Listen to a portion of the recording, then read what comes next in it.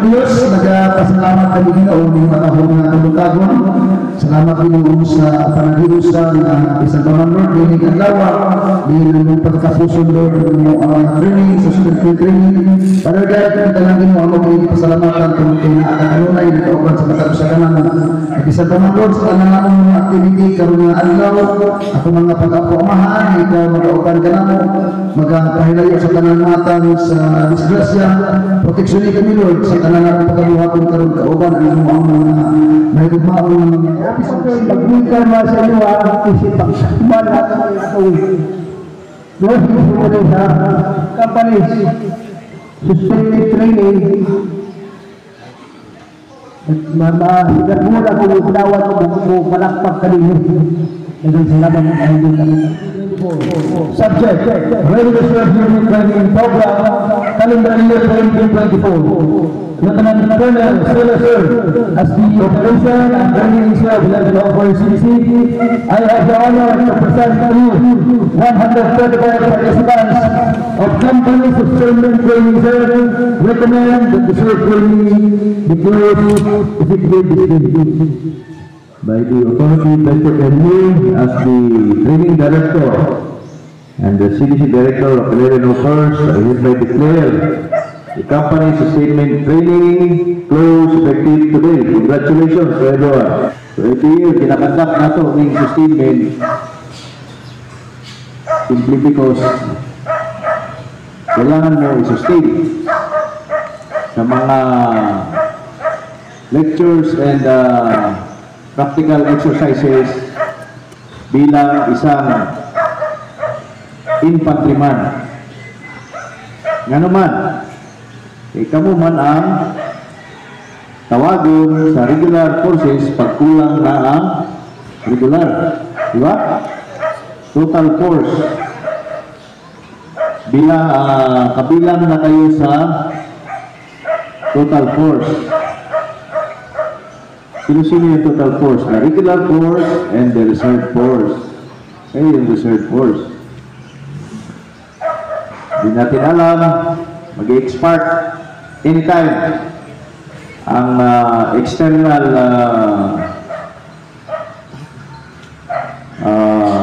invaders o invaders ng ating bansa, itawag mo. No? Hopefully, mga tubod mo. No? Ayaw ka palaka. Kaya kung unsay ranggo ninyo sa pagka-reservice, pag equal to active duty mo sa Armed Forces of the Philippines, invaders o invaders ng ating bansa, itawag mo. No? Hopefully, mga tubod mo. No? Ayaw ka palaka. Kaya kung unsay ranggo ninyo sa pagka-reservice, pag equal to active duty mo sa Armed Forces of the Philippines, naman may sweldo tanan.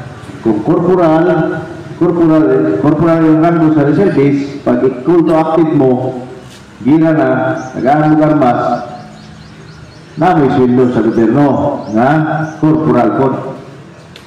Diba? Salin ito po. Depende sa ranggo ninyo karon ang inyong naabot. No? Pag equal to active. The active participation, continuing participation of our sponsored training is a semblance of your commitment to 11 Offers Ready Reserve Battalion in particular and to the Armed Forces of the Philippines in general. The battalion commanders and the directors of the 11th Regional Community Defense Group have a training at the 11 RCDG San Gabriel. Another training in preparation for 2025 schedule of training to various RRBN, including 11 offers. What is that training all about? That is all about Republic Act 10 121. What is this Republic Act 10 121? An act institutionalizing the disaster and risk reduction management nationwide.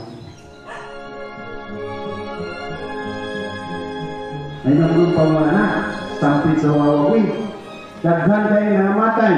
Kaya, wala ka na ginawa ko. Kaya, makatulaw no, ang Pilipinas. Wala na. Ang ating bayan, iting ay tinataglay. Sa oras na ako'y kinailangan, nakahandang ihalang ang buhay. Secretary of Inel, dayang hirang makita mo nga kontain siya. At larangan Mindanao at Visayas man sa Bataan, Koreaan, Vietnam. Karon tinuod daghan kaitag mga sponsor. Kalasag ng matatag na Republika, lupawis sa di alintana, sa kasamay laking tiwala. Pag nakawal ay lakas ng bansa, kaya palaging maghanda. Sa ating galing makikibaka, pagkat mahal namin ang bandila.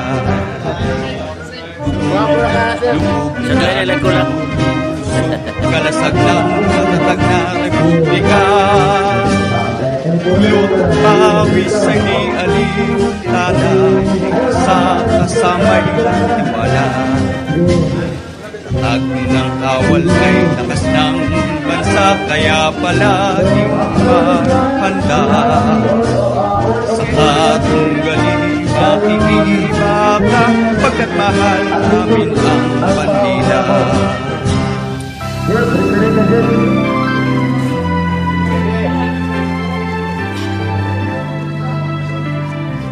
Alpha o Bravo, prepare after this program.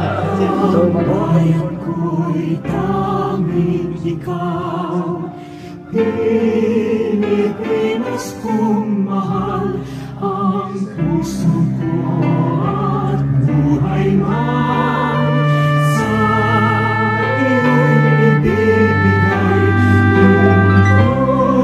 Lingkod nagampanan na lagi kang paglingkuran.